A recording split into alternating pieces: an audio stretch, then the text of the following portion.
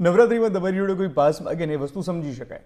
હું એવું માનું છું કે કોઈ વ્યક્તિને તમારી જોડેથી અપેક્ષા હોય અને એવું થાય કે યાર આ માણસ કરી આપશે તો એ તમારી જોડે માંગતું હોય.